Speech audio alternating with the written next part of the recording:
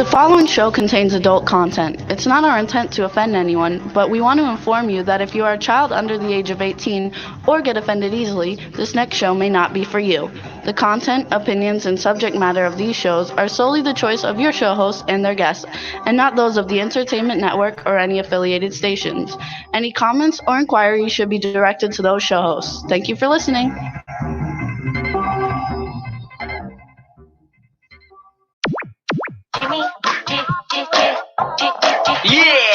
This is MC Alfie.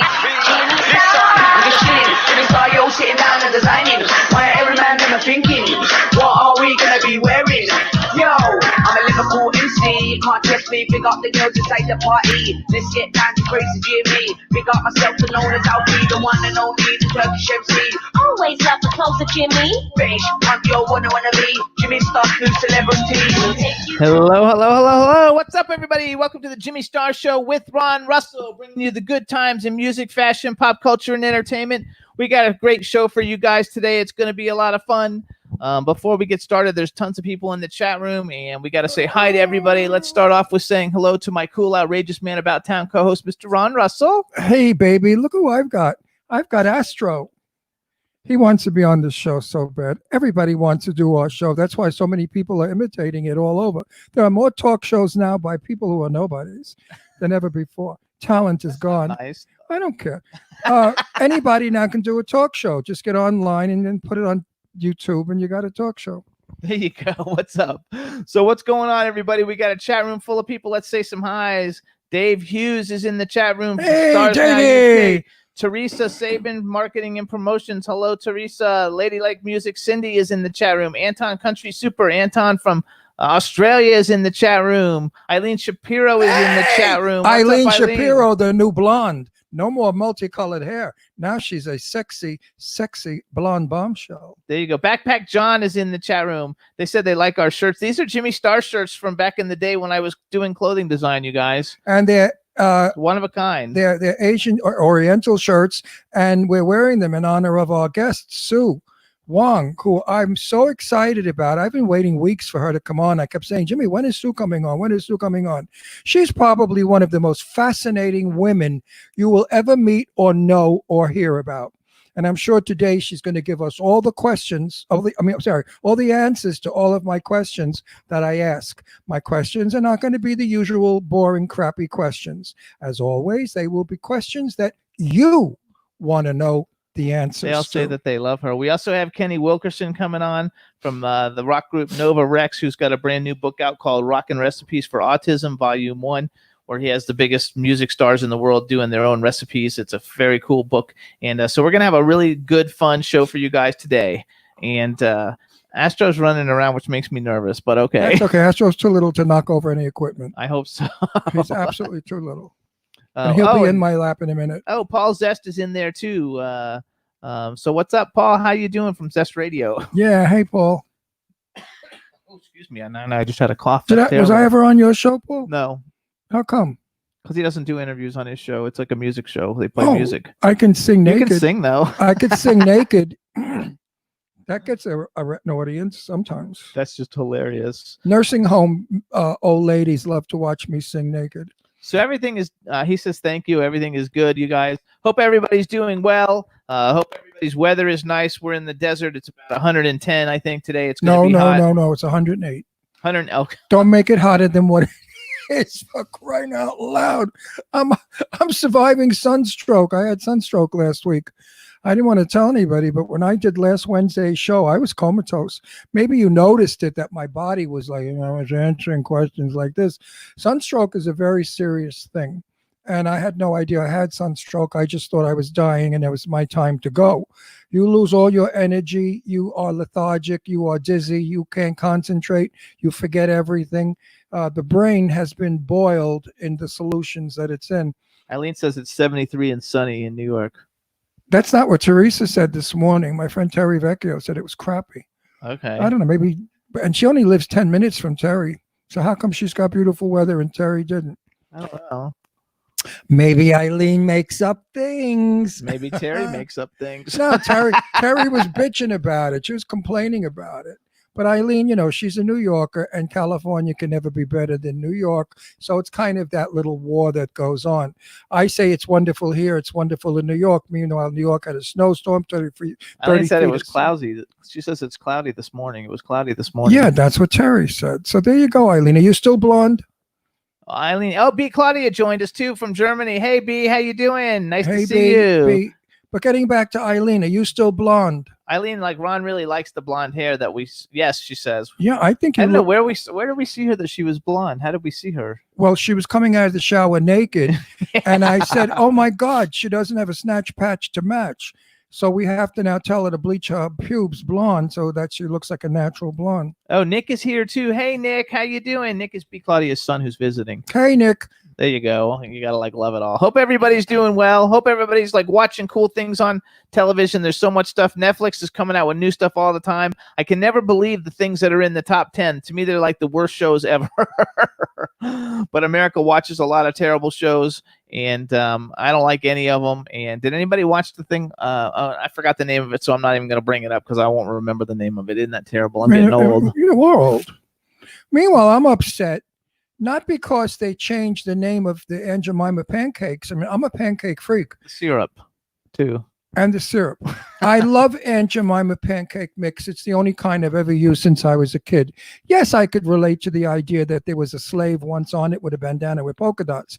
But then years ago, they cleaned it up and they didn't like it. So they made her out to be the most elegant, beautiful black woman you ever want to see, with earrings and hairdo and makeup.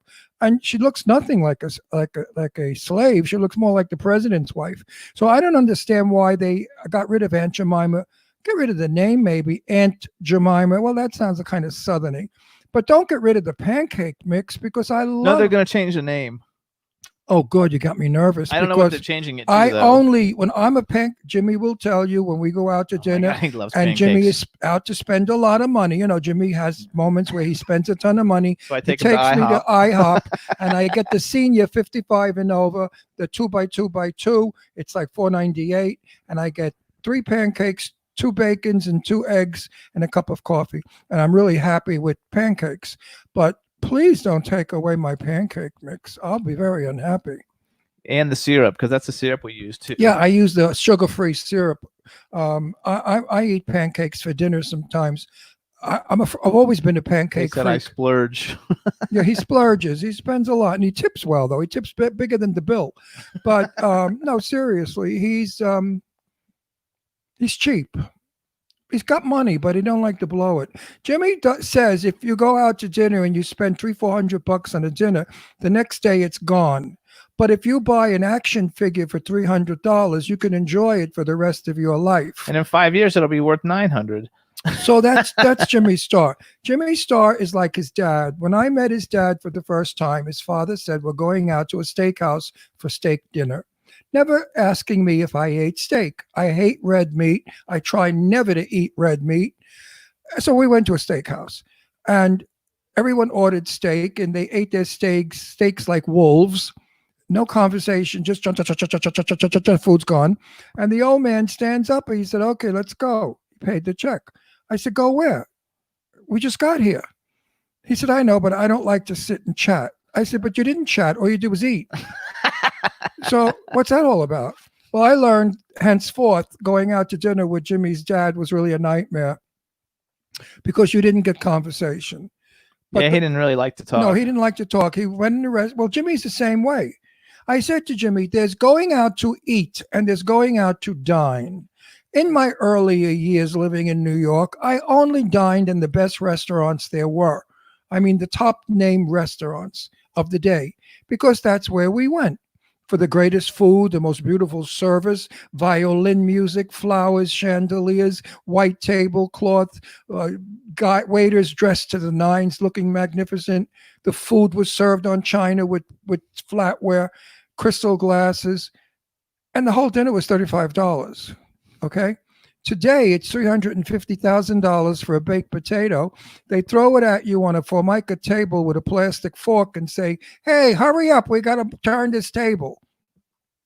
Now you know why I love the old days. So anyway, Jimmy doesn't eat. he eats, he doesn't dine. But now I'm teaching him. When we start to go to finer restaurants that I will pay for, he doesn't have to pay for. I've got my own money. I don't need his money. He doesn't even let me spend my money. How do you like them apples? I want to go to La Valerise here in Palm Springs, which will cost you $250 for 2 people for an evening. But it's a lovely evening, especially if we go with Marilyn and Andy Gladstein. Gladstein, who are a lovely couple to be with. The conversation is incredible. They're absolutely stunning looking. I mean, Marilyn looks like Marilyn Monroe or a Barbie doll. So you're proud to walk into the room with Eileen them. and Cindy said they'll go with you. Oh, Cindy who? Cindy Lady Lake. Oh, Cindy Lady. Cindy Lady Lake. Yeah, you look good. Eileen, I don't know about her because Eileen has a problem. We go to restaurants with Eileen and we have to pay extra for the china. Like if they have silver glasses. Eileen doesn't realize it, but if her boobs go over the table, when she turns to the right, she knocks all of the glasses off the table. They break and we have to pay for it.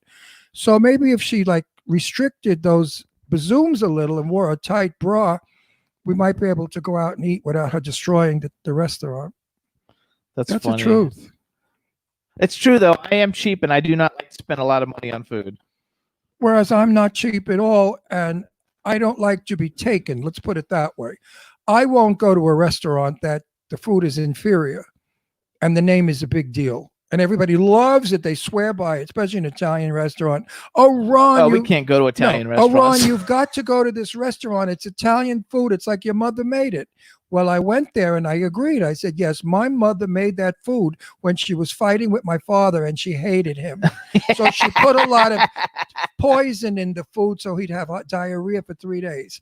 Yes, that's when my mother cooked that food. No, there's no Italian restaurant I've been to except one in Florida, and that was Johnny's. Johnny's restaurant in Florida. If you're in the Atlantic Boulevard. What neighborhood is that? It's Pompano Beach. Pompano Beach. Go to Johnny's. It's the only place that has Italian food that tastes like you made it at home. It's very good. Anyway, we're not going to restaurants for a while because Jimmy and I don't want to use their forks, glasses, or dishes because if they're not cleaned properly, and God forbid somebody had the virus and it's on the plates. So plus, unfortunately, like a lot of the places that opened up, it seems like people are getting sick again. Yeah, I know. And I'm wondering why. I don't know about this. You know, we were in the drugstore yesterday. I was getting pills to build your blood up. Iron, because they found I'm anemic.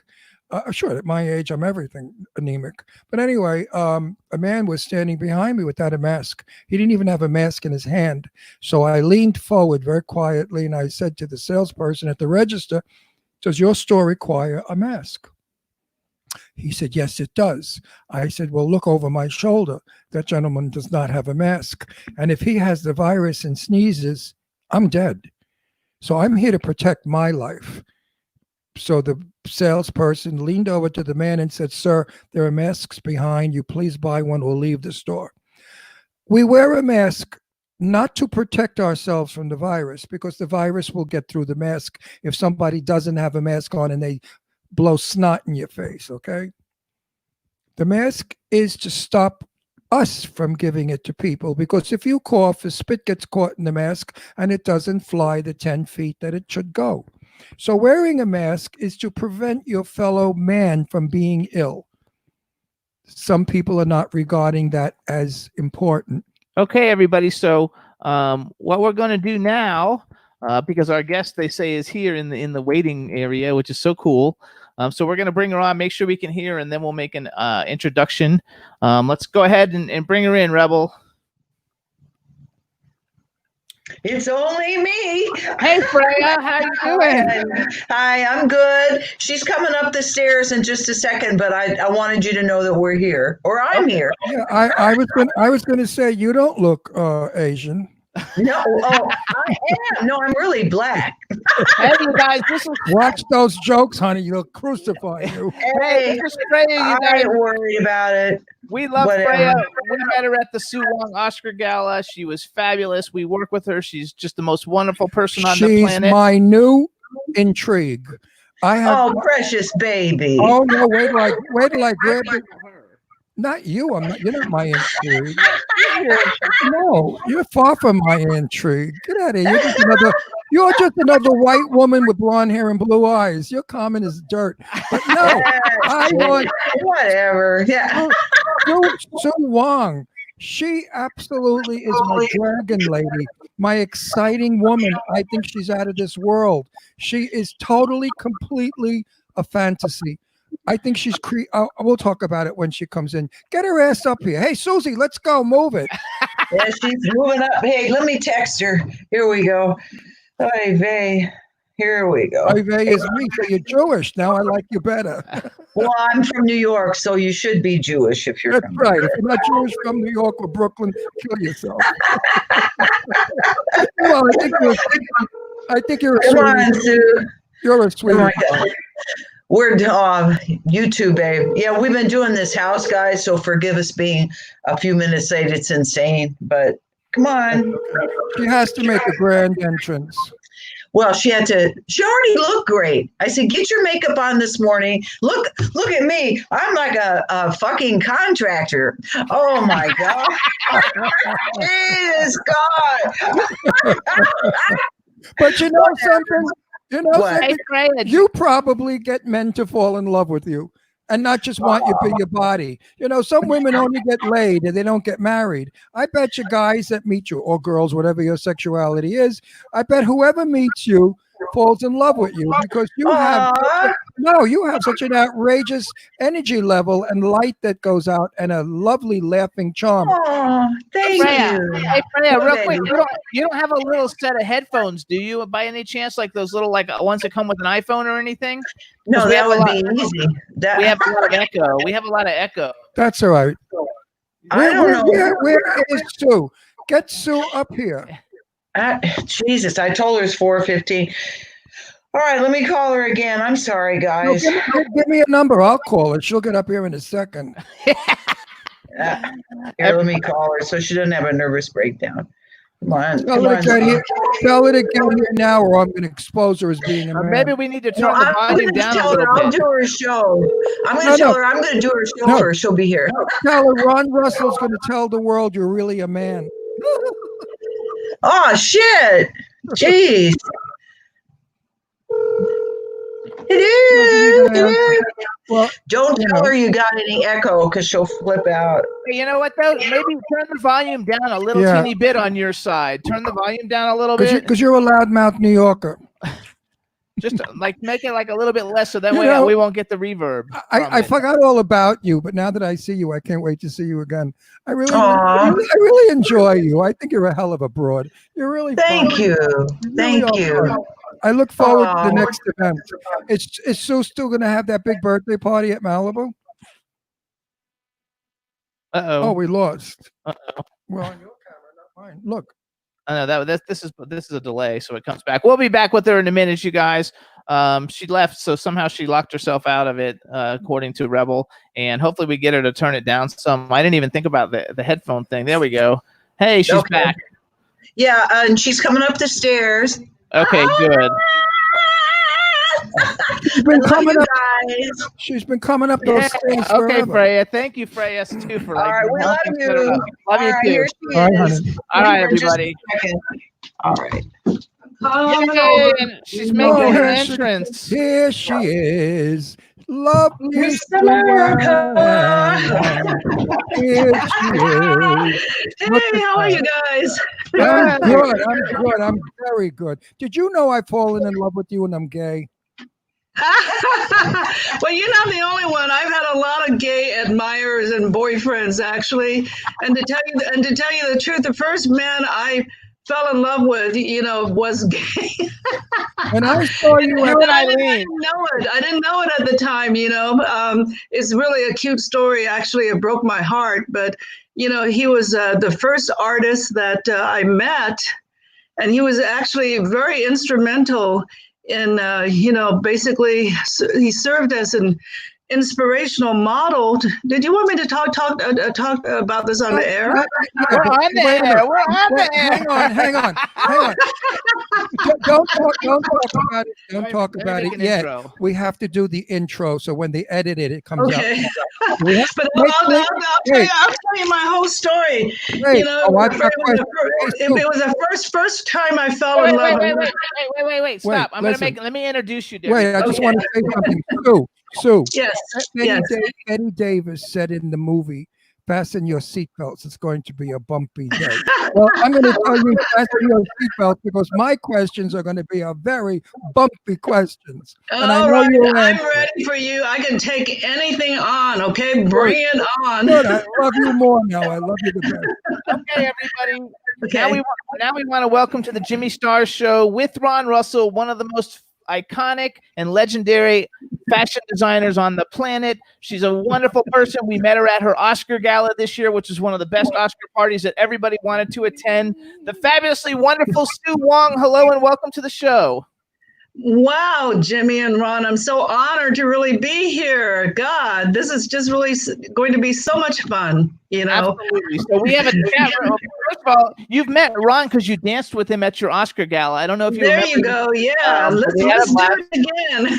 You know, I had no idea who the hell you were, to tell you the truth.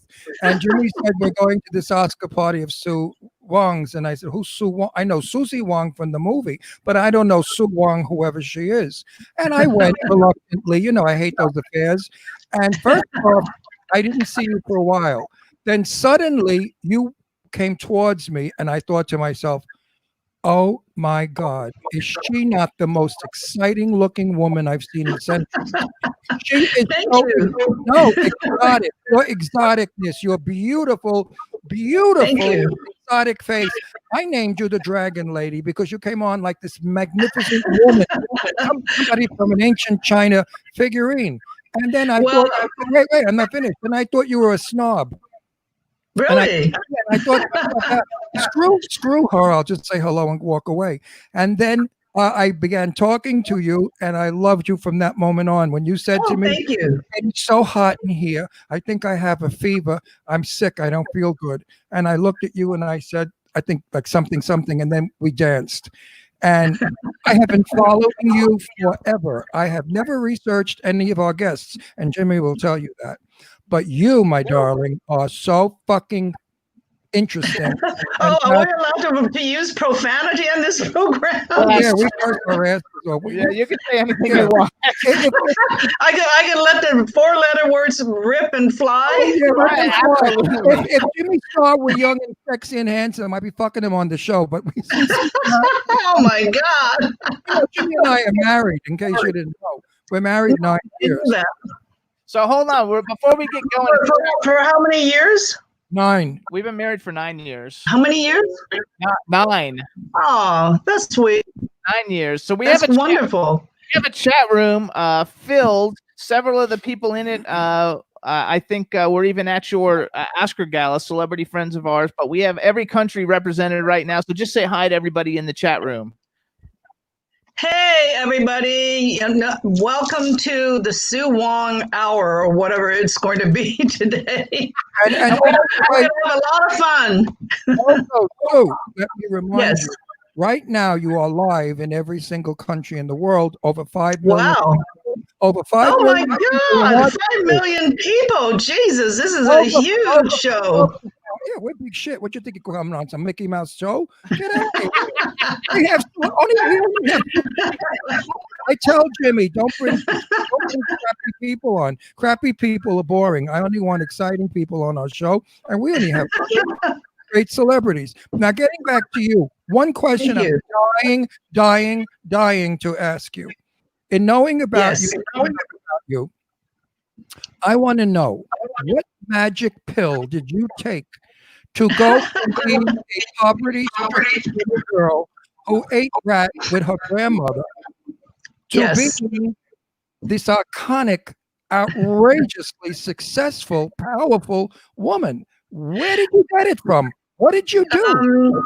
I think I was really born with this DNA memory. You know, I'm an ancient soul, and you know, it's just really in my bones. It's in my blood. It's in my karma, if you want to call it that. And I think I'm an ancient soul. You know, sort of a time traveler from ancient times, because I am what is would be known as a creative intuitive, because you know, the fields of wisdom that I carry within, my knowledge, my range of knowledge, it's just really automatic. It's not anything that I really learned from, the academic institutions. I didn't really go to fashion school. I mean, I went for 3 months to LA Trade Tech, if you want to call it that. And then, then I basically just won a first place design scholarship that was sponsored by really the huge, hip contemporary company at the time. And I just rolled up my sleeves and went to work. And that was, I was 19 years old. So, and then I just really have had such a big life. I mean, a life of many contrasts, basically from rags to riches, scaling to the top of the mountain again, and from the pinnacle plunging all the way down. I mean, I basically was very successful by the time I was 25 years old. I was probably making the equivalent of $3.5 million a year.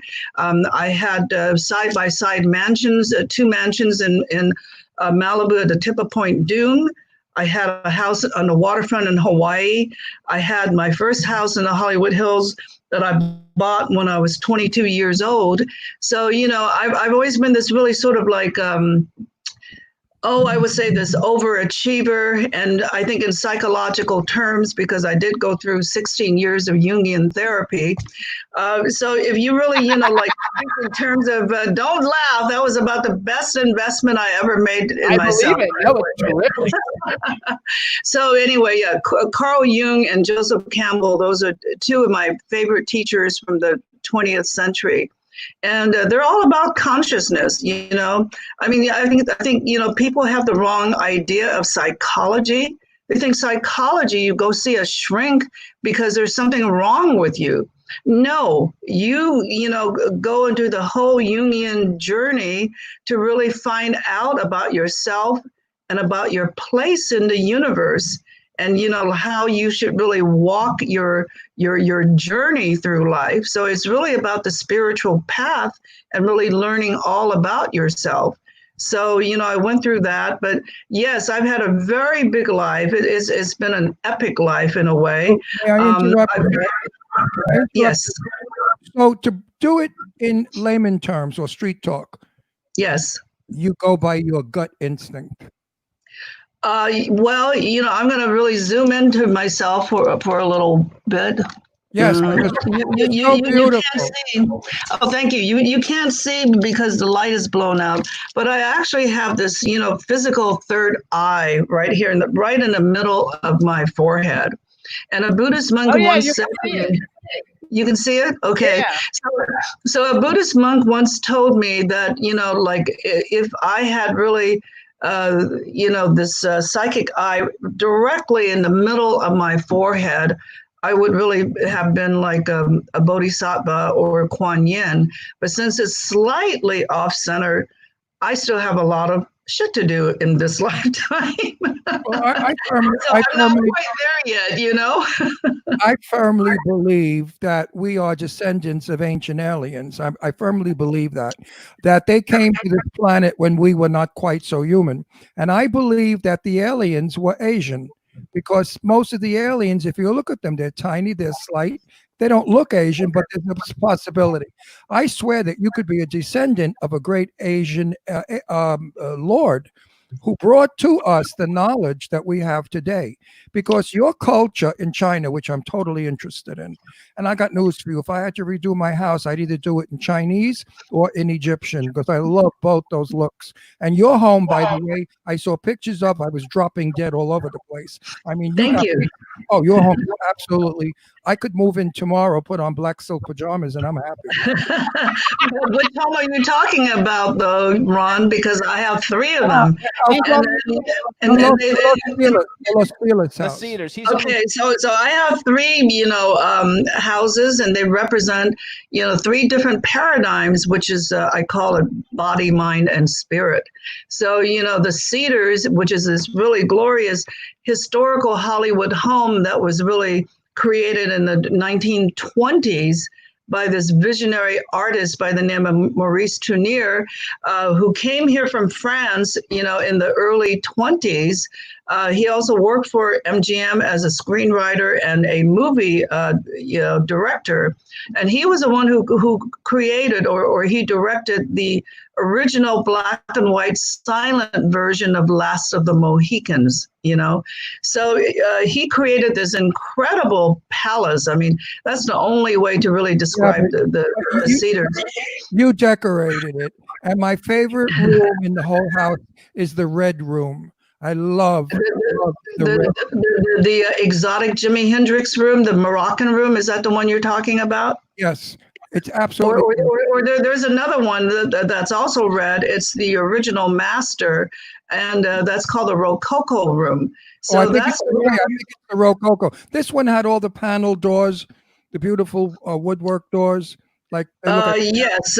Well, they both do, but one is the Moroccan room, which is very much in the exotic manner, and that's the Jimi Hendrix suite.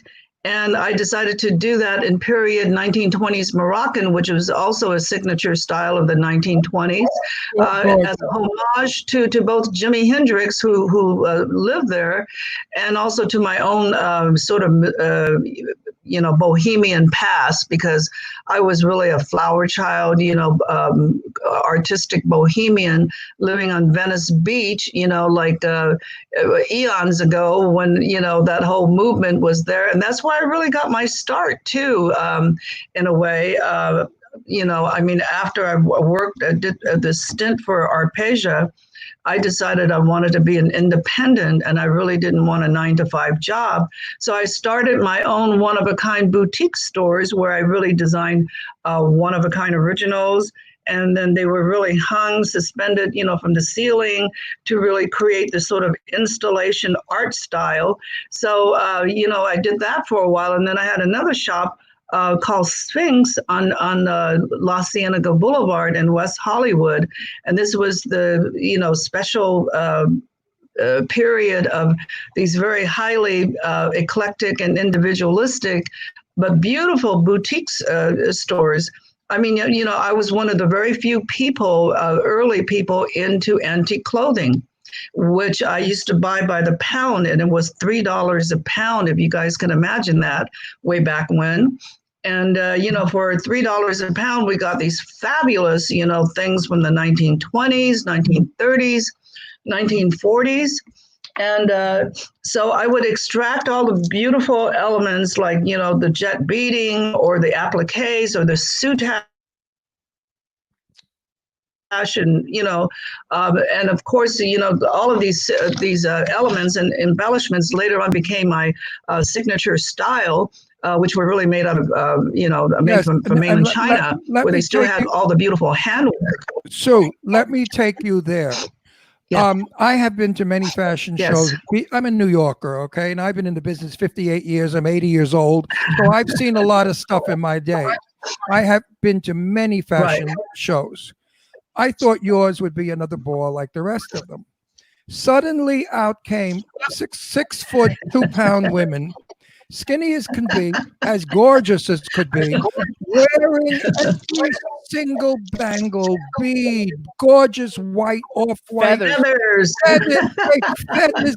It was better than any drag show I ever saw. It was fabulous.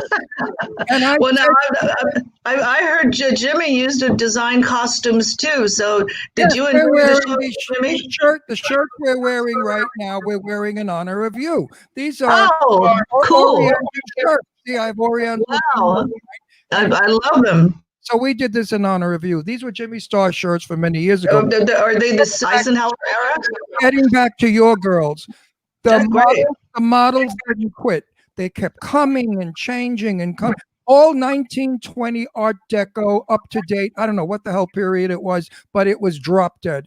The clothes, the design, the women. And you know what I kept saying to myself? But what about the fat broads in this world? They can't wear that. So why doesn't Hey, honey, I have dressed women of every ethnicity, of every shape, size, and height. And you know what? They're all goddesses because when a woman puts on a Suwon, beauty, magic, and transformation happens. That's my slogan, by the way, you know.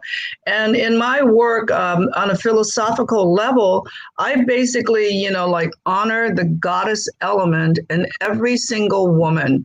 In other words, you know, I really honor her femininity, you know, her eternal feminine divine, and I connect each woman with that.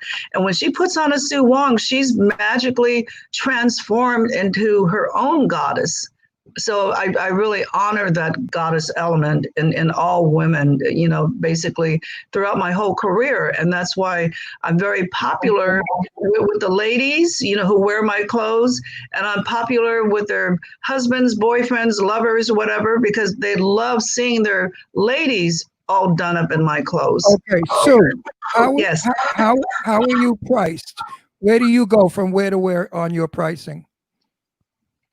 Well, I mean, you know, I've been semi-retired from fashion for about 3 years because I did it basically for decades, you know, and it was really a great profession for me. I mean, I could have really done as well in any of the visual arts, you know, but, you know, I saw the future of retail where it was going. And I just really decided, and I really had worked my butt off, you know, basically over the decades. And, you know, like in basically, I think it was like 50 years of a 50-year career. I only sat out 3 seasons in my entire life. Now, let me tell you what a season consists of. Every year, we come up with 5 different collections. So can you imagine, you know, 50 times 5, you know, what is the math on that? That's many, many seasons. So out of that, okay, it's more than 150. But anyway, I sat out only 3 of those seasons in my entire career. Can you believe that? You know, amazing. So I just really decided, okay, you know, fashion is really no longer a creative challenge to me because I'm really one of those creative, you know, multi-dimensional creative intuitives that really can do so many different things. For instance, wait. So we're not going to find your clothes in Marshalls. Never. No, for $9.99. We're not going to get a Suwon dress for $14.95. No, but you know, when I was really, you know, at the height of my game, there was not anything that sold for, you know, like over $1,000. I think probably $900 was really my top of the line gown, and for that you got really a ball gown with, you know, all the bells and whistles on them. And it was really remarkable because I'm really known as every woman's couturier because I basically was the first American designer to really bring haute couture to the market, because I am a couture designer, but you know, the way I really cleverly constructed everything and the way I marketed everything. And also I was very smart as a businesswoman because instead of going through a middleman in China, I established my own home offices in Hong Kong as well as in China, and I became my own agent. You know, so I was really able to cut out the middleman, go factory direct. And, you know, so I passed out a lot of my savings to my good customers, as a matter of fact. But I still made a fortune. You know, I don't think it's really possible to do that today because now the prices have probably gone up 6 times. So I got in at the right time, at the right place. One more question for me. How do you say I love you in Chinese? 我爱你. Oh, 我爱你. How do you say it? 我爱 Knee. War, I, me, I, me. No, Yes. just one time. Well, Well, anyway, war, I, me to you, my dear. Oh, thank you, sweetheart. Jimmy wants to take the floor. Jimmy wants to. You- I wanted to talk more about your early days in China when you were a poor little girl living with your grandmother. Sure. I found that so fascinating. Folks, you've got to get her book. There's a movie coming out on this woman. She is absolutely a story that you've never heard before. Well, I'm still in the process of writing the book, and I'm still in the process of working with a screenplay. So it'll probably be a couple of years before all of that is done. Impatiently, we will wait. I'm going to throw it over to Jimmy now and take a little drink. I'm just going to do this. Real quick.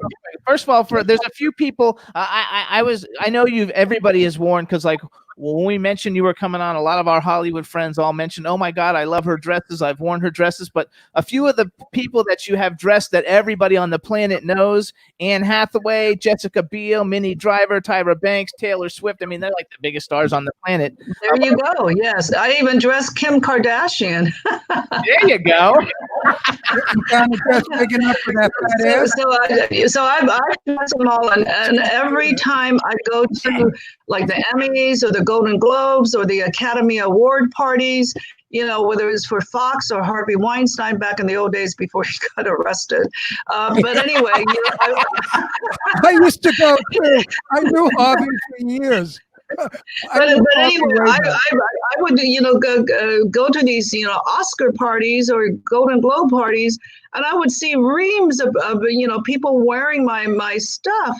And some of them, might have been like 2 or 3 or 4 years old, but it's really like, going there and really greeting one of your old friends, and then I would really freak them out. I would really go up to the wearer and I said, oh, by the way, I really love your dress, and then they say, oh, thank you very much.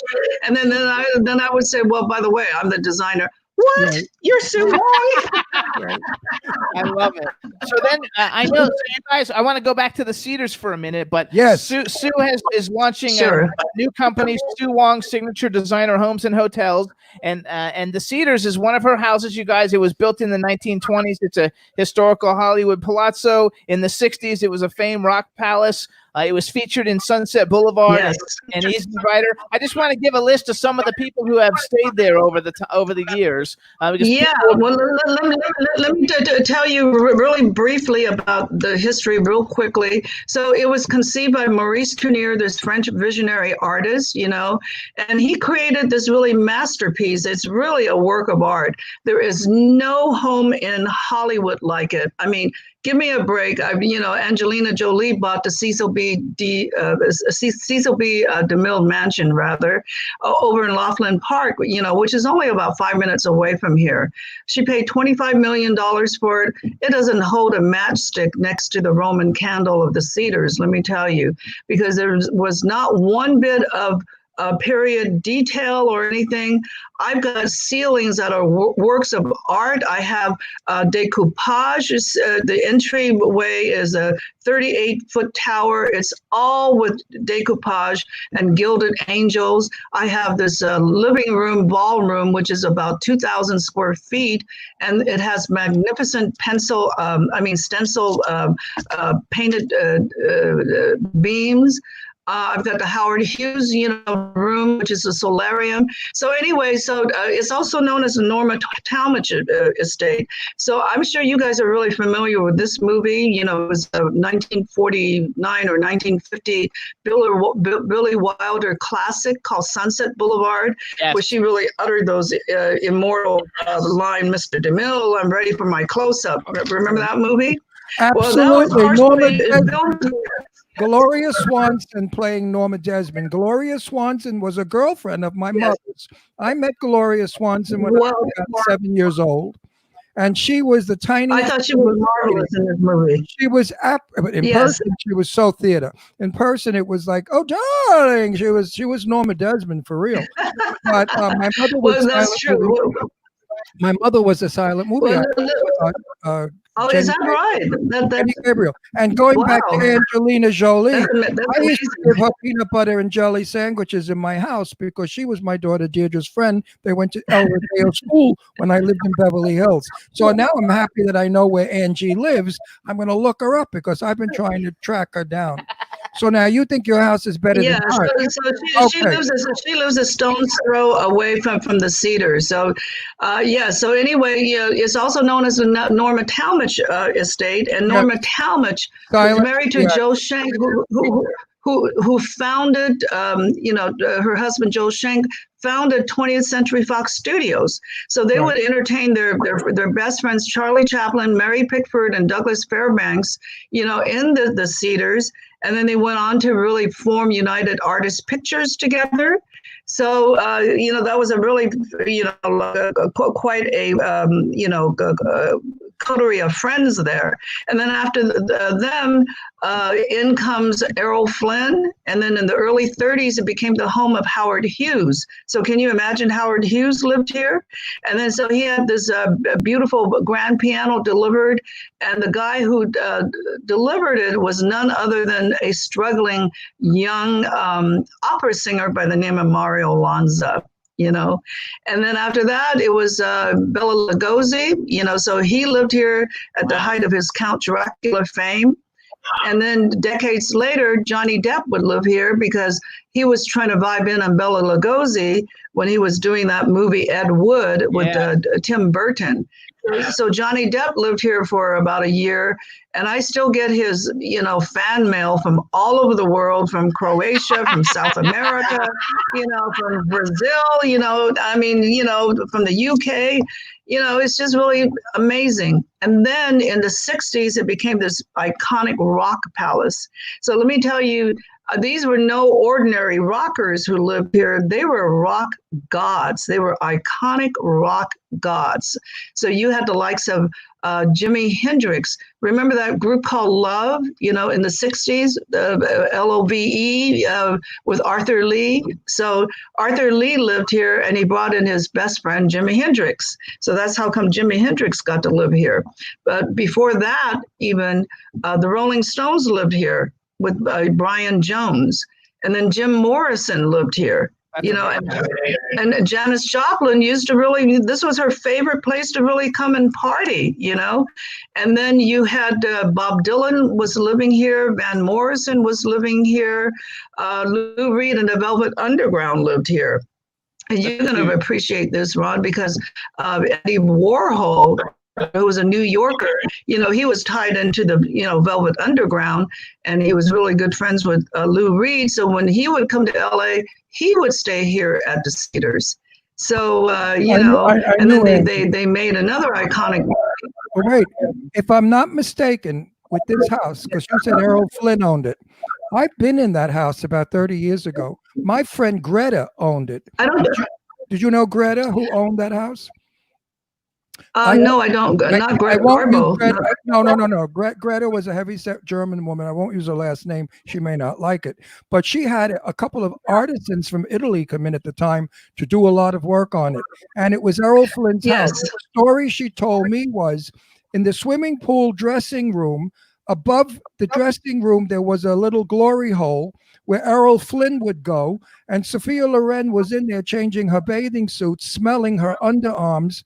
And that's in a book somewhere. So if it's your house, you can add that story to your house. Oh my God! I had no idea Sophia Loren was here. That's really interesting. Sophia Loren was in the And you know who else was in it? Eileen Shapiro told me she was in it, and she used the Jimi Hendrix bathroom. Right. Well, I actually had to, paranormal, workers who came through here. We filmed another, pilot for this paranormal series called Haunted Hollywood, and they actually brought in paranormal experts. And then one of them actually had a conversation with Jimi Hendrix, and he told told him rather, that he had written a song and he had stuck it in one of those gilded, columns in my colonnade. There's a couple of them. So we have no idea which one, and I'm not about to tear down my house to find out. it'd be worth the fortune. But wait a minute. Hold on. It would have been worth the fortune, but you don't need a fortune. You don't need any more money. No, If you make- I already have my fortune made. Thank No, you. but wait a minute. If you make one more dollar, I bet it goes directly to the government. It probably would. And actually, at this point in my stage in life, because I am getting a little older, and I'm really thinking about my legacy as to, what imprint I want to leave behind.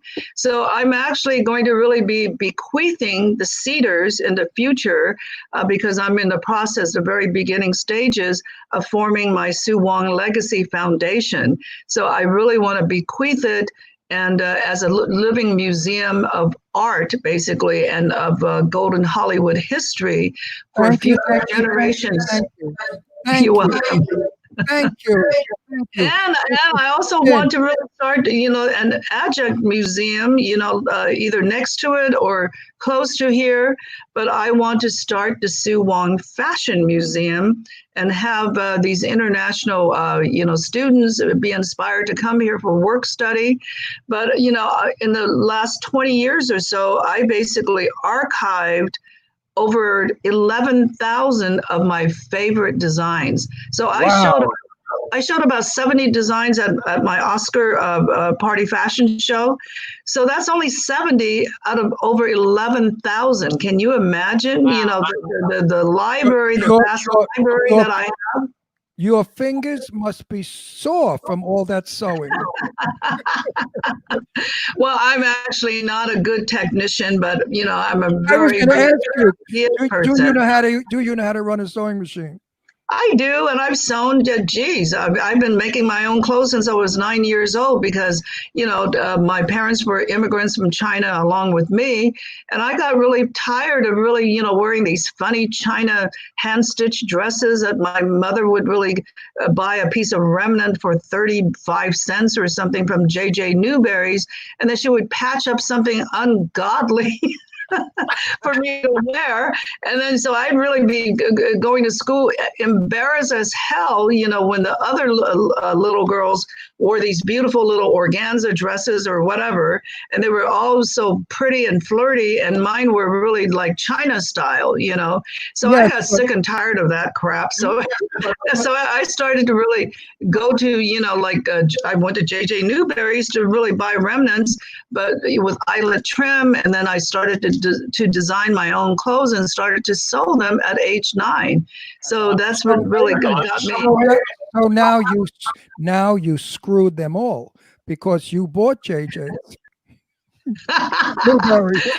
No. Honey, I heard that you are one of the biggest real estate holders in our country. That you are a wise woman and you know exactly what. Well, not really. You bought I invested. No, I don't own hotels. But I do. No. That's coming up. I'll tell you a little bit about that later. Basically, I took about 3 years off between fashion, and I just really needed to rest and travel and have some fun. And then I thought I would really start a second empire, out of China. And then I decided not to. I said, girl, you are crazy, because at that age, you just really want to, work your tail feathers off.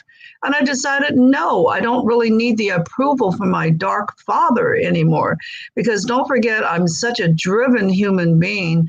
I've always been compelled towards accomplishment and achievement because my own father, whom I really only met, when I came here with my mother in the 50s. I never met him before. He fled, Maoist China while the going was good because, the government basically closed down everybody and threw all the foreign imperialists off. Out the door. That included the Brits, the French, the Germans, the Americans, everybody. So China closed its doors. My mother and I were trapped until I was 5.5 years old. And, it was really a life of scarcity, as a child growing up in Maoist China. There was a famine and scarcity of food everywhere. And it is true that how I survived was my, beloved little grandmother, who was the first love of my life. She loved me so much she couldn't really, bear the pain of me starving. So she would really trap rats around the house, And as a matter of fact, that's how my movie starts, because I'm at the Cedars getting ready for this glorious retrospective fashion show. So, I get taken by limo and everything else. And then, I go inside and, the fashion show goes on, and sure enough, the girls are looking glorious and like, exotic visionary goddesses. And then all of a sudden I come and walk the plank. I call it walking the plank, I walk in the middle of the, to take the bow. And just as I'm ready to really take the bow in front of a sea of press and flashing bulbs and, photographers and everything, I see this rat, darting in the corner, darting across the room in front of, celebrities and, honorary guests and everything else. And it disappears into a floorboard. And now, you're in this rat hole, which is this tunnel of time. So, you're following the rat in this, rat tunnel, and it's racing and racing and racing, and suddenly you hear California English, you hear Spanish, and then you go, a long ways, and all of a sudden you hear German and French and Mandarin, Chinese, and finally you hear Cantonese, because my people were from the South and we're Cantonese. And then the rat, there's an opening in the tunnel in the distance, and it's all light. The rat leaps across, into the light, and all of a sudden, it's, like early 50s, Maoist China, and it's my grandmother's household, and she's chasing that same rat for my supper that night. Do you like that? That's how my movie starts. Can you imagine? I cannot wait. I cannot wait.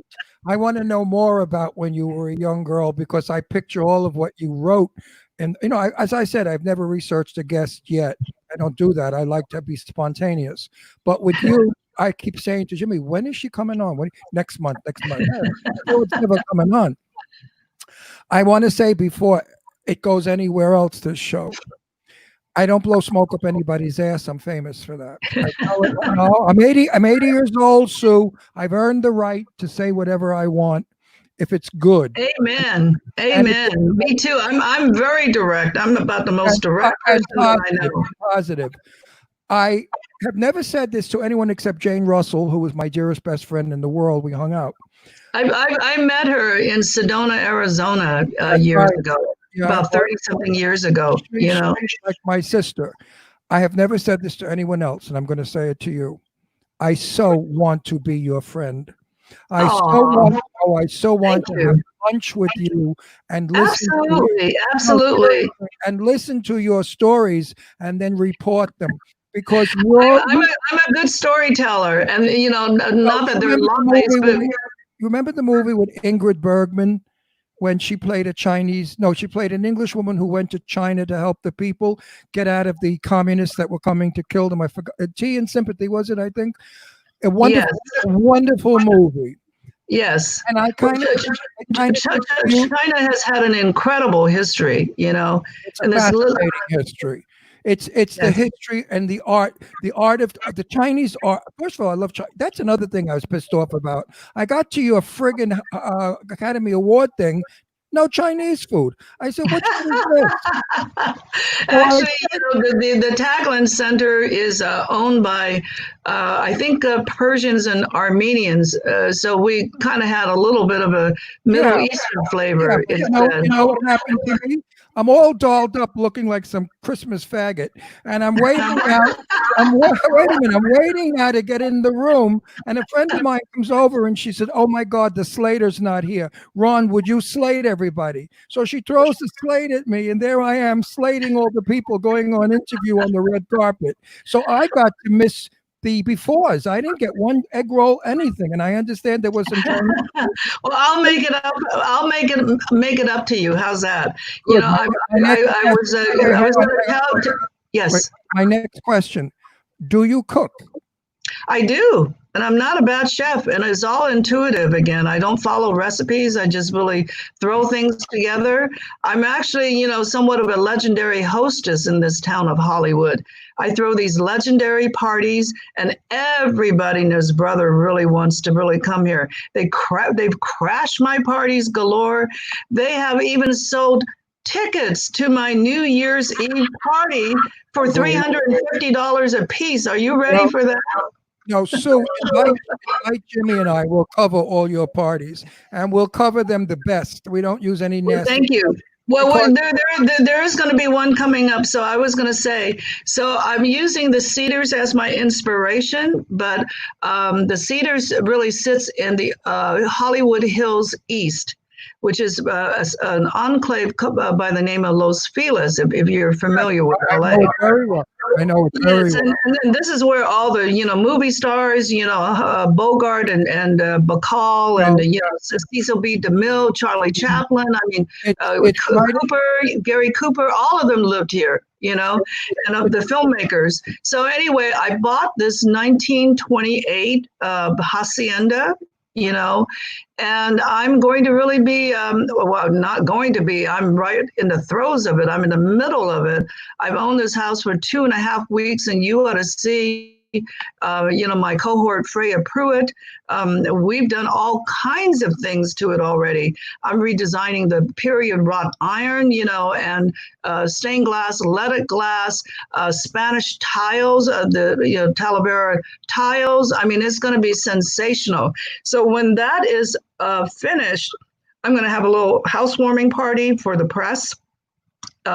Which you can help me with, because this time, aside from the fashion press, we can also have really the home press, the interior design press. Right. So I'm designing the gardens. I'm putting in an incredible cactus garden, you know, and then I'm doing this whole California lifestyle outdoor kitchen and entertainment gazebo, you know, with the water feature, you know, meandering from the cactus garden. It's going to be incredible. So we're definitely going to have a party for that. Absolutely. But meanwhile, you didn't even know it. But I was invited to your birthday party in Malibu that they canceled because of the virus. I know. What's going on with the 25th year birthday party? You're 25, right? Well, you know, they just moved the Oscars to, I believe, April 25th because of all this craziness that's really going on in America right now. You know, personally, I'm really sick and tired of all the, you know, the politics, the violence, the destruction. Absolutely. All of that. I want my country back. You know, I'm still absolutely good girl. Good for yeah. You. So good you know, I'm not a Democrat. I'm not a Republican. Neither am I. I'm an American. I'm an American. I'm a naturalized citizen, but I'm still. I grew up here. Basically, I'm essentially an American. But you know, like I do. You know, I did come from a very traditional Chinese upbringing, so I have that part of me. So I'm old world and new world, but I'm essentially American. And, you know, it sort of really breaks my heart what's really going on in this country right now, because you have these, you know, factions that have been created. And, you know, it's all about separatism and divide. And I mean, you know, we as a people, as the American people, we should really stand in unity, you know, and we shouldn't really make the spectacle of ourselves. The whole world is really watching us, including our enemies. And do we want to give them that satisfaction? Come on, everybody, you know, we need to really stand together. I'm an Italian American. My father was born in Italy, my mother American. I was born in America, but I have many, many relatives still in Genoa, Italy, and Venice. Yes. We speak often. And they said to me, "Oh my God, Ron, che vergogna." Vergogna in Italian is embarrassment. And they said, "We feel sorry for you and your country because Europe and the rest of the world is saying, what kind of country is America? They're disgusting, and it's an embarrassment. So It is a true embarrassment. So I Yeah. really implore everybody, what's really made this country really great was really the fact that, we are ethnically diverse. We come from different cultures, whether it's Irish or British or Italian or German or African or Chinese or Korean, this is what really makes our country great. So we shouldn't really be separated, by the polarity of differences. Now, I grew up in South Central LA, because I was really thrown into this tenement building right off of Skid Row. And then I thought it was a really big treat when my father bought our first house for us in South Central LA, south of Martin Luther King Boulevard. He bought the house for $11,000, back in I guess it was the late 50s. But we had an ethnically diverse neighborhood, we had blacks, we had probably the white folks who were moved out by then, but we had Asian Americans, we had Koreans, Japanese, Chinese, we had Latino people. So all of these people were my friends. My best girlfriend growing up was Betty Jean Peels, and she was 2 years older than me. And she was black, but she was my best friend. We didn't really see anybody, via color. I never saw. Yes. I never. Are you familiar with Brooklyn, New York? I've been there a few times over the years. I'm from Brooklyn. Brooklyn is Right. a tough neighborhood, tough people. I went to school with, as you named, everybody.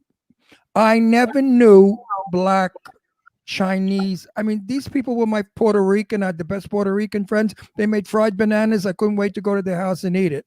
So I grew up absolutely with no prejudice at all. Also, my father. And we were colorblind, But we didn't know it. We didn't know it. Right. And even today, the way I see people, I see people's souls. I see us all as different souls. My God, how I love you. How I fucking love you.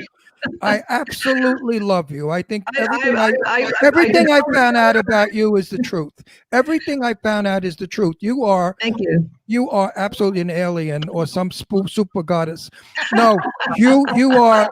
I mean, I never agree with anybody 100%, but you haven't said one word that I don't agree with 100%. I only can't wait to hug and give you a kiss for being such a fabulous human being. And you know what? You're not. Wait, hang on. One more thing. Yes. You're down to earth. You're not a snob. You're not a bitch, and I'm glad about that. So I'm very down to earth because because it's my peasant roots. I'm very earthy. And I'm very direct. I always, speak it, tell it like it is, so to speak. I'm no nonsense, no bullshit, nothing. What you see is what you get. That's exactly what I say. So here we go. Next time you're in Palm Springs, you're in our house, and I'm cooking you the most delicious Italian dinner you've ever had. And the conversation will be great because I know who to invite to our dinner party. Famous people. Famous people who think like you. I won't put morons at the table to insult you. And we're going to have a wonderful time. We're going to have a wonderful time. Well, I love Italian food. That's one of my favorite cuisines. I cook northern I Italian. love them. Yeah, I have really good friends in Milano, by the way. So that's in the north. I have an aunt in Milano. So hang on, you guys, because Jimmy's got to talk now and push. We've only Go sell her goodies. Sell her goodies, Jimmy. Why I don't even hear me. Do you hear me? No, I hear you. Hey, okay, so we only have a couple of minutes left. So first thing I want to do, we'll bring you back another time and we can talk more about the new stuff that you're doing. Time went by really fast. But first of all, tell people, how do they follow you in social media? What's your Instagram? What's your Facebook? Okay, my Facebook and my Facebook and Instagram are the same. It's Suwon Fashion, and you can also visit my website at suwon.com. And I personally do all of my. I'm not interactive on Instagram because I really don't know how to work it that well. But I'm very active on Facebook, And I basically, on Facebook, I have what I call the Suwon magazine daily, because I post on fashion, on beauty, on architecture, on literature, on cinema, on anything that really floats my boat. So, everything positive, everything cultural. I have spirituality in there. I think I was one of the very first people about 10 years ago to really add wisdom quotes to these beautiful, glorious images. You'll find nothing but beauty in those and wisdom in what I have to say. And, my goal is to really inspire people to really follow their dreams. So that's what I'm all about. And let me tell you something. Everything that I have read about you or researched about you is positive. And the message that you send out is brilliant. Now, do me a little favor. I have a very dear friend of mine in New York City. She's my best friend, almost my sister, since we're kids. She adores you. Somehow you accepted her on your Facebook page, and she's so excited. She loved every home you put she's your biggest fan. Her name is Terry. Her name is Terry Vecchio. So would you kindly say hi to Terry Vecchio, your biggest fan? It's my pleasure. Hi, Terry Vecchio. I'm so happy to meet you. And, I love these guys, Jimmy and Ron. They've been really great to really have me on their show. And I hope you invite me back for some more stuff. Are you serious? I have never been so interested in one of our guests in a long time. We have a lot of We have a lot of Hollywood people that come on. All they talk about is their stupid, boring fucking movies. And I could care less. A woman comes on with brains. I love women with brains. And a woman that's as interesting as you are. I'm serious about wanting to pick your brain. I think you are one of the most interesting women of our century. And I intend to write about it. No, seriously. I want to do a private interview with you. I want to come in and film it and do a private interview because you have so much to say. And right now, Sue, we need what you have to say. Because we're in a sorry mess. Our country's in a sorry mess. Yes. We need positivity. We don't need. We need people who really uplift civilization and culture, not tearing it down. There's too much negativity. I feel like our country is moving through some sort of dark spell or a dark star, and we need to lift ourselves out of there and just really get out of all this hatred and anger and venom, and we need to get to a positive place, because you can't fight hatred or bigotry with more hatred or fire with fire. You really have to get to a place where you bring love and peace and positivity, and that's the only way you can really lift the vibrational level of humanity. Now, I think you're going to agree with what I'm going to say. Yes. Hate only destroys the hater. That's quite true, because people destroy the other people. Yes, absolutely. Everything serves as a boomerang and comes right back, and that poison arrow is redirected like a boomerang, boom, right back at you. So, what good does that do? We have to go. Yeah, we have to. Okay. So, Sue, we want to thank you so much. I don't know what happened to my microphone. We want to thank you so much for coming on. Thanks, Freya, for setting it all up. Good luck with everything going with the Suwon Signature Homes. We'll have you back and go back to work and have fun. Okay, thank you, Jimmy. What a pleasure it is in knowing you. A great pleasure in knowing you. Thank you. You want to marry me? Well, I told you my first boyfriend that I fell in love with was gay. No, we're off the air. You want me to tell you the story real quickly? We're not off the air. We have another guest coming. Okay, then I'll save it for some other time. Okay. Good. Love you, Sue. Bye-bye. Okay, love you. Bye, sweetheart. She is absolutely fabulous. What a fabulous guest. I don't know what happened though. Why I can't hear myself at all. Because you're deaf. You can't hear me. You have to share my mic. I did research her, and I'm telling you, everyone listening, the more I found out about her, the more I admired her. When I heard the story that her grandmother used to kill rats in the little dump they lived in on a canoe, and she would eat rats, and now today she eats caviar. I mean, what a wonderful rags to riches story. What a story telling you how America can make anybody fabulous if you try. Sue came here poor. Okay. And now today she's 5. one of the wealthiest women in the world. I admire her. She's beautiful. She's got wisdom. She's a spirit. She believes everything I believe. She speaks like me. I swear we could be sisters. All right, so everybody, we want to give a quick shout out to all the places you can listen to the Jimmy Star Show with Ron Russell. You can watch us live, obviously, every Wednesday through the W4CY Radio website, so you can hear us on W4CY Radio, K4HD Radio, Jackalope Radio, iHeartRadio, Stitcher, Audio Boom, SoundCloud, and iTunes, Spreaker, Apple TV, Podbean, Spotify, and Pandora. And on television, you can watch us on Comcast, Roku, Vimeo, and YouTube. We're trying to build our YouTube channel, so please go to the Jimmy Star Show with Ron Russell and click subscribe because we need subscribers. And we want to I think everybody in the chat room seemed to enjoy the whole conversation. Oh, come on. There's a lot of people in there. What an Lorene Landon joined us too during that whole thing. Oh, hold it. Silence. Lorene, my love, my sweetheart, my best, dearest friend in the world. We have to stop playing telephone tag. I call you, you don't answer. You call me, I don't answer. Anyway, Angel Face, my sweetie pie, we have to talk. But I just want you to know that I'm so happy that you're happy. We love her. Everybody in the chat room has been really good. See, now I can hear myself. I don't know what happened. Because you went deaf for a while. At your age, that happens. Oh, well. Partial deafness. From masturbating a lot, you don't go blind, you go deaf. Yeah, right. Anyway, that Suwon is absolutely fan-fucking-tastic. You know, I know a lot of zillionaires, millionaires. I met them all. They were boring shit. But this lady really has got what to talk about. And I love her metaphoric stuff about, you know, the aliens and the gods. And, oh, she's up my alley. I cannot wait to take her to lunch. I'm going to have the best time. And you guys, her website is suwon.com. So you can actually go to suwon.com. All right, so let's go ahead. We're going to bring in our next guest. Let's see if we can hear him, and once we hear him, we can actually talk with him and give him a good introduction. This is going to be fun because now we're bringing in rock star royalty. Hey, what's up? Say something. I can't hear you. And we can't see you. You're too dark.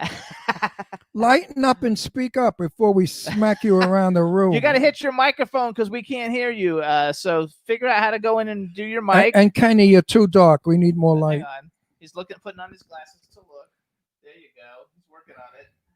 And the mean, Kenny, light up. They all say they can see him, but they can't hear him. Yeah, but he's shadowy. He's dark. Okay, there you go. That was good. That's good. Oh, look that. at That's you. good. We can see you like that. Oh, look at you.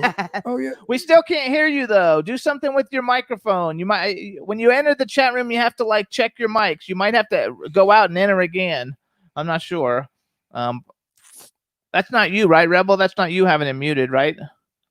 I'm going to assume not because she's not saying anything. Oh, let's do it right. We had such a good show so far. Let's not fuck it up. No, guys, it's not me. No, okay, it's not good. you. It's Kenny. Kenny, we need light and sound. No, he's good okay with light. That's fine like that. Why don't we just go to his house and beat the shit out of him? Yeah. I guess they're going to work on getting it. So everybody, this is Kenny Wilkerson. Huh? He's doing what you said. He checked out. Oh, okay. So when he goes back in the studio, I'll let you know. He has to check his speakers and everything before he comes through. And we can see. Everybody else said they can see him because they're all saying, hey, Kenny. And they say when I lean back in the chair, the microphone works. So Eileen, I think I asked you already. Are you keeping the blonde hair? She's not here now. She had to go. Oh. She might be coming back, though. She had a meeting with some people for World Star PR, which, by the way, if you guys need PR for any of your music or film projects, World Star PR, we are the freaking best. I kid you not. We're really, really good. No, it's true. He doesn't bullshit. If he did, I'd smack him. If he was lying, I'd tell him, cool it, Dave baby. Hughes says, who killed Kenny? The light bulb blew up, Oh my and he God. got electrocuted. No, that's from South Park. Who killed Kenny? That's from a comic. That's from a cartoon show. It's hilarious. I love it. It's very cool. Here we go. I know I still don't hear him.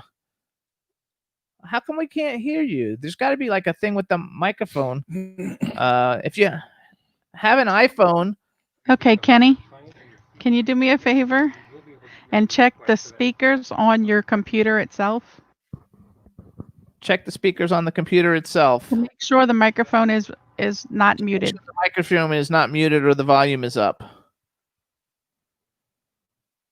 Da-da-da, da-da-da.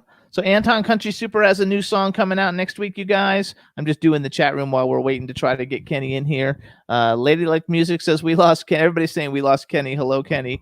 There's got to be a way to get the speaker. Otherwise, do you have an iPhone? Click the link from your iPhone and we'll do it from your phone otherwise, if we can't get through on the commission. Hello, Kenny. Well, hello, Kenny. It's so nice to have you back once more, you cocksucker. Where the fuck are you? Kenny, baby, let's go on with the show. You guys, Kenny too is part of like one of the biggest hair metal bands in the freaking country. And he's a cool for 35 dude. years. He's a cool dude. That Kenny's a cool guy. We can't hear you though. We can see your mouth moving. It's like you're getting ready to give a blowjob or something. Jimmy, don't try to get. See, when you do it, it's vulgar. No, when it's not. It was when funny. I do it, oh, now it it's says the cute. microphone's not on. It says the microphone's muted on him on the thing. Unmute your microphone. Maybe that'll help. Hello, headset, Kenny. Oh, the headset's not helping though because we don't have a. I'm hungry. I Maybe I should go in the kitchen, fix us a sandwich while we wait. Kenny, right now your microphone shows that it's like blocked, muted, or whatever. I didn't eat lunch. No. Oh, no wonder. So I'm unmute hungry. it. See if you can unmute it, and otherwise, oh, now he's up there twice. Check wait. that out. Twice. Oh, hey, Now you can hear me, right? yeah. Hello. Now oh, you speak English. No. All right, you guys. Now we're back, and we are live with Kenny Wilkerson. Just say something again. Can you hear me now? Yeah, we can hear you. Is he putting in So, headphones? or in ear? Kenny, is it true that your band has been compared to Henry Mancini? You probably don't know who Henry Mancini No. is. Oh wait, now he disappeared. We're having a good time. Wait, now we don't hear you again. What did you just do? Whatever you just did, you fucked it up. No, we don't hear you. We heard you a minute ago. What did you hit? Whatever you hit, unhit it. You put headphones on, I think. Did you put headphones on? Whatever happened, whatever you did, you totally like. I can see that the microphone is muted by looking. So look for your microphone mute and unmute it. Because I can actually see it. It should be down at the bottom of the screen when you are into the StreamYard thing. On the left, it says mute. Click the button, and that'll unmute you, and that'll get you in, hopefully.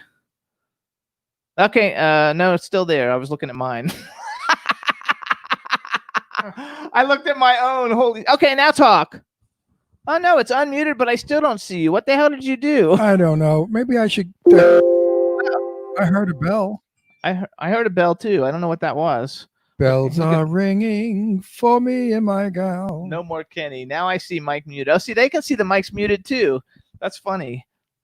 You must remember this. A kiss is just a kiss, but a fuck is much better.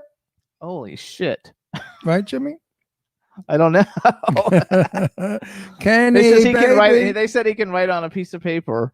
Yeah, that's hilarious. I think we should go back to Sue. Screw Kenny. No. Sue probably went back to work anyway, and we love Kenny. I know. Kenny's a good guy. We'll get him back eventually. Kenny is a good guy. Hopefully we'll get him back. So chat room, what's going on? I hope everybody's doing good. The chat room keeps filling up. Everybody's in there. Let's give some highs to Anton Country Super and B. Claudia and Teresa Sabine Marketing and Lady Lake Music.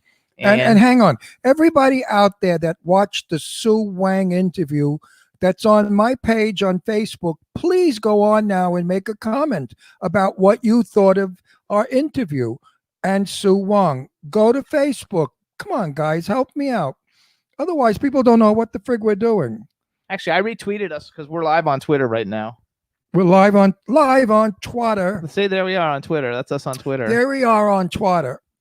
Yay! I love it. Hey, everybody, check it all out. You gotta love this. I love the fact that we're on Twitter. You guys follow at W4CY Radio on Twitter, you guys, and they have a pinned tweet, and the tweet is us live right now. Wow, pin tweet us live. You guys, if you missed the Sue Wang, what's Suwon Suwon. interview, you missed a good show. Absolutely, absolutely. I want to know more about her psychic stuff, the third eye and all that shit, because I believe that stuff. I actually saw that too. Yeah, but I believe that. And I think that this woman really didn't have the education to do the things that she's doing, that it absolutely was all some kind of a prior life or a guidance. I think she absolutely was spiritually guided into doing everything. Oh, I have to get to lunch with her and talk about this. I really do. Okay, say something. God damn it, we still can't hear you. No. I don't know what's going on. Do you have an iPhone? What kind of phone does he have? I can't see it. You know, Kenny, stand up, drop your pants. It might be an interesting site. Go to the link I sent. Here he goes. Take your phone and see if you can click the link if that brings you in, and we can do it on your phone.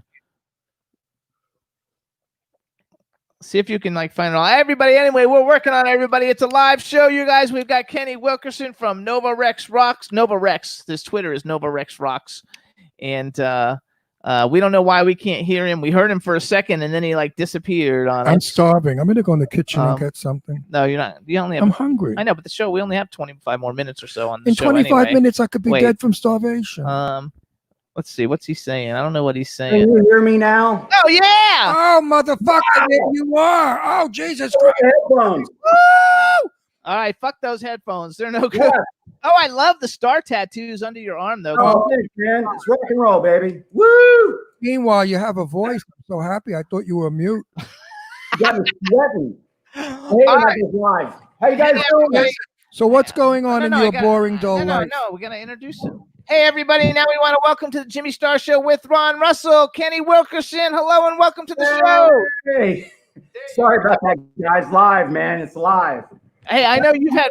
We're on. You're a host yourself, and so I know that you probably had problems and before. Kenny, don't feel bad. 5 million people just turned us off. Don't tell me that. I'm only 5-6 minutes late. So you guys, this is Kenny Wilkerson. He's part of the band Nova Rex, which is what I wrote it down. It's top 50 hair bands in history. And they're even in a documentary called Nova Rex Ain't Easy Being Cheesy. And Ain't easy being cheesy. He's also, that's a good picture. A nice house. He's I need some more lights. I'm helping. That's good there. That's good there. I like that. And the kitchen's beautiful. That's not somebody else's house. He lives in a tent in Hollywood Boulevard. No, he lives in Florida. Oh, I'm in Florida, man. I gave up that tent in Hollywood, Florida. I did that already. Where in Florida do you live? Because I'm from Florida. I'm born and raised there. I live just outside Orlando. I moved a year ago. I live in Oviedo, where UCF colleges. Yeah, I know where that. I went to University of Florida. I'm a Gator. There you go. Right. Floridian. So you guys, not only does Kenny a part of a great rock band, he also has his own show on terrestrial radio down there. And tell everybody, what's the name of your show? The show's called Real Talk with G Love and Kenny the Rocker. That's me. Kenny the Rocker. It's on Florida Man Radio, part of JVC Broadcasting. It's 105.5 FM. There you go. Another one with a talk show? I have a talk show, yeah. Oh, I could throw up. Why didn't that's what I said too. Get off the air, all of you. You all stink. You're not like Jimmy and I. Get out of here. We're the best. You can never be. You're not on my show, right? So I couldn't get you guys on. I'm not big enough. I never did your show. You'd remember. No, you would remember me. You'd remember me. When are you going to have me on your show so I could torture you some more? Well, the problem is you guys know Eileen, right? Yes. Well, we know her bosoms. Yeah. So I said to her, hey, help me out with my little cookbook, which I'll tell you about. And I said, by the way, I have an FM radio show. I'll take all your guests. So she's got me booked up for about 6 weeks now. But after that, you're the next one in line for sure. There you go. Oh, so I'm going to be on your show? Why not? We do a show on Fridays called Effed Up Fridays. So now listen, that little patch of hair you have on your chin. Yeah. Is that a pussy bumper? That's exactly what it is. And my girl will not let me shave it for that reason. And you tickle a clit with it, right? You go, this way, man. I love Yeah, you already. you know, I will man, do your show. You're my kind of people. You're cool. It's all good, but you do have to I'll be putting a lot of mute buttons, right? Yeah. No, I'll be He'll be clean. Okay, He has to be- we don't have to be clean on this show, so we don't have to worry about it. You're on FM radio. You get charged. So we Kenny, have to be I quiet. can be very proper. Like, thank you so much for having me on your show. This is truly a delightful afternoon. And I'm so happy that you allowed me to say the nice things that I wanted to say. Right? That's so fucking boring. Now, Just don't say fuck, shit, thank kitty. you. Don't say none of If I made it interesting, like, thank you for having me on your show, fuckface. I having a really good time. You know, it spikes it up. It makes it funny. Okay. Oh, yeah, that does make it funny. Now, Then Kenny, off my ass. No, I need to talk. Wait, does he play music or bake? He's in a.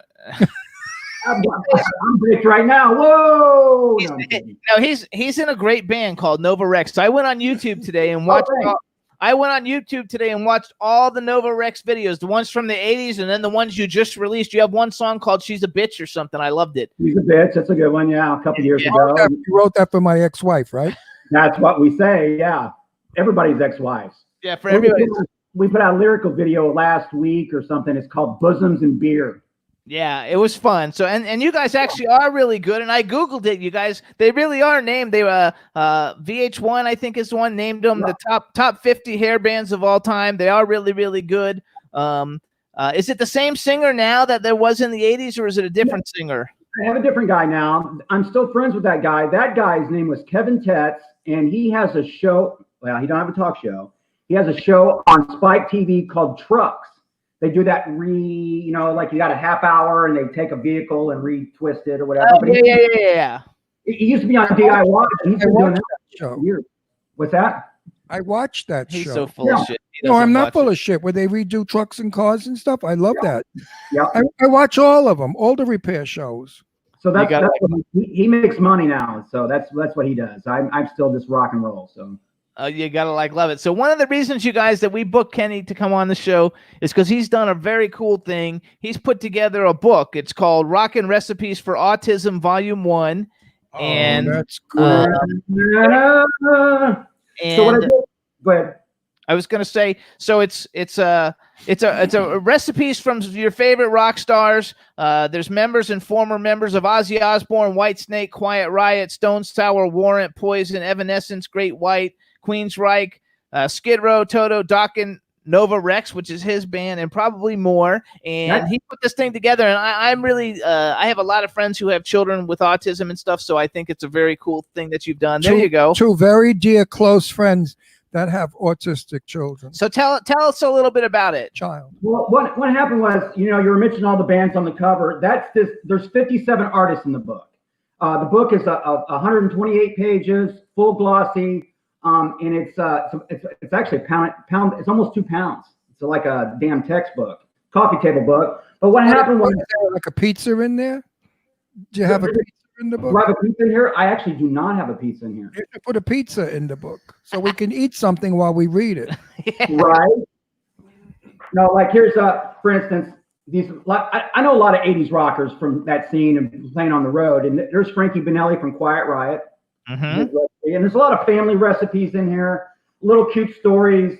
The thing that I like about the book, here's Royce from Stone Sour, the drummer. They've been nominated for a couple Grammys. It'll say something like, when Roy was a kid, he played on pots and pans. Now, so it's all cool stuff. So yeah, a lot of good guys in here from Toto. I've got some older guys too, like Steve Boone, who lives in town, from the Loving Spoonful. They're a rock and roll Hall of Famer.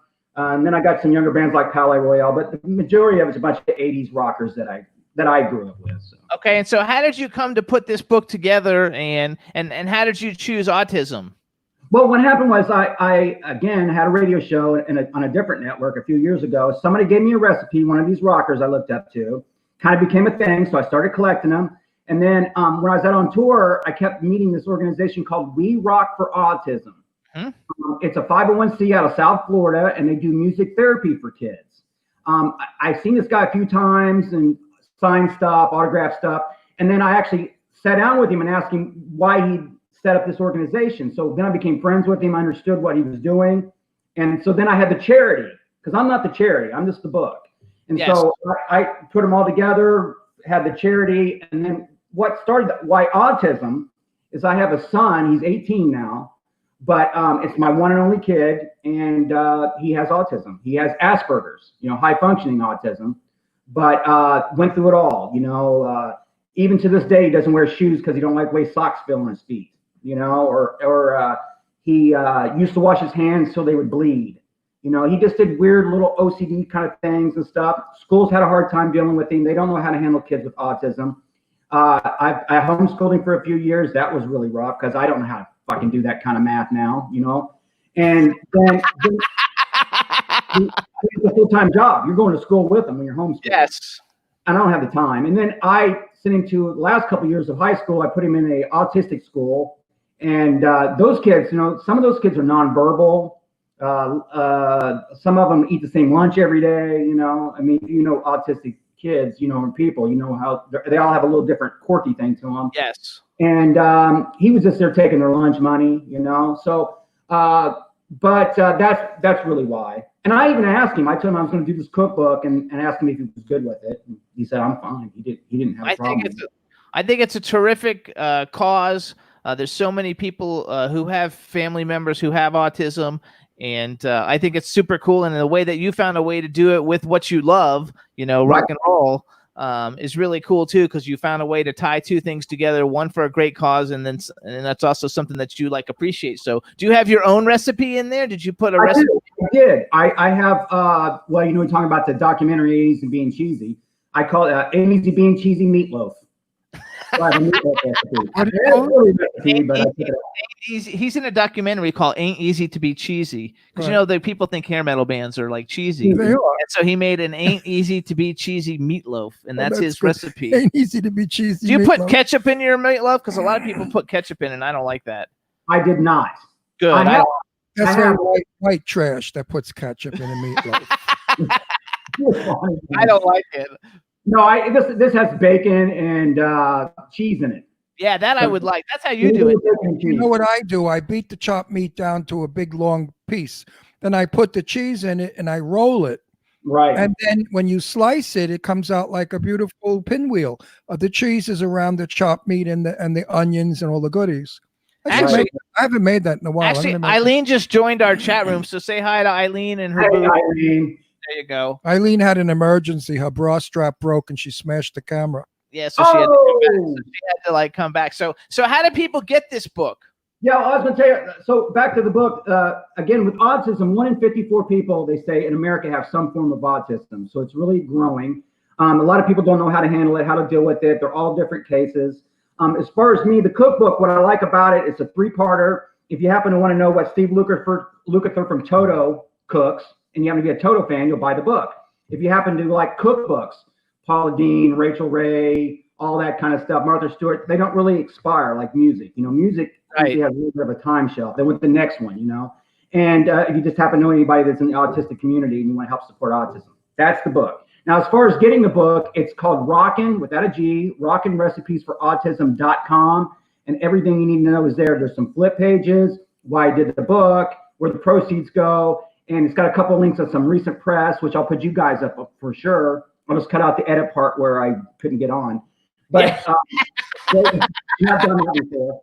I'll put a video in it real quick. I'm going to edit that part too when I put it on YouTube. I intend to put the whole mute session on Facebook and all over and say, this is what we have to deal with on our show. I feel you. I had it happen to me the other day. But no, what happened just recently, other than a couple of rock magazines, Rachel Ray featured in her April issue, which I thought was really great. Before I even had the book, I didn't even get the book till May 1st. And then this month, Autism Parenting Magazine did a Father's Day issue on it. So I thought that was really cool as well. Very cool. It's very cool. It's a great cause, you guys. Not as cool as being on your guys' show, though. I'm just telling you. That's right. So you guys listen. You got that right. It's Rockin', ROCKIN, recipes for autism.com, you guys. How come you don't have the book on Amazon or someplace? No, I haven't done that yet. I'm working on it. That's okay. I can help you with that if you need help. I know how to do it. The most important question that everybody wants to know is, how much is the book? The book is $29.99. $30. Now that's like a Starbucks, coffee and a croissant. So go out and buy the book, folks. There you go. I think it's a really fair. It's a very cheap price for a book. $9 is unbelievable. No, 29. Oh, 29. $29.99. It's a big hardcover book. Oh, I thought he said 9. 29, 30 bucks. It cost me that much in shipping. No, yeah, I know. I thought you said $9. So you guys. Now I feel bad. I just thought I did something good, and I was like, no, it's $30, and that's for that book. It's a really good price. Does it have a lot of pictures for idiots to watch? Yes, it has pages. Each artist has 2 pictures per page. So are the articles interesting about the celebrities in them? They are. Again, this is who is the writer? Excuse me. What's the name of the writer that wrote the book? Oh, Story Farm. It's a company here in Orlando that did the little write-ups. But you got to remember, the book is kind of self-written. They say you're an author of a book. I'm like, all I do is put recipes in. So they didn't clean up what you guys wrote. In other words, grammatically. No, the only thing they did, they do cookbooks. So they did do that. But what they did, they just basically did small little bios on each one. And a lot of talk about how where I learned to cook this, or like I have Joey Allen from a band called Warrant, and they'll say something like, this is from Sicily, his family recipe. It's called Mama's Sunday Sauce. I absolutely love Warrant. Cherry pie. I love cherry pie. No, too. cherry pie is a song. No, but I love cherry pie. So wait, okay, so because we got $30 is like what? Like a hamburger and a Coke somewhere. It's really like 2 people going to Starbucks. Yeah, that's it's all. cheap. You guys, it's for a really good cause, you guys. And like he said, 1 out of 54 people have some form of autism, which Jimmy is like definitely does. Yeah, I definitely do not. But so you're what the kind that's super genius, but yet you don't know how to put one foot after the other. Yes. Or at least turn your mute button off your microphone. Yeah. So let's talk about being a rock star a little bit. So you went on tour. How many years did you guys tour? But we're still doing it, other than what we're all sitting out like everybody else. But no, we've been together since 1985. So 35 years, you guys. 1905? 1985.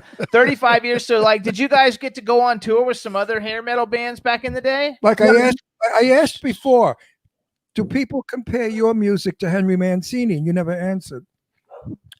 No. Do you know who Henry Mancini is? Well, the name sounds really familiar, but now he wrote Moon River. Okay. So do they compare your music to Moon River wider than mine? Oh, no. Is your music different than that? It's a little bit different, yeah. Like what? A little bit more like Tom Jones. How's that?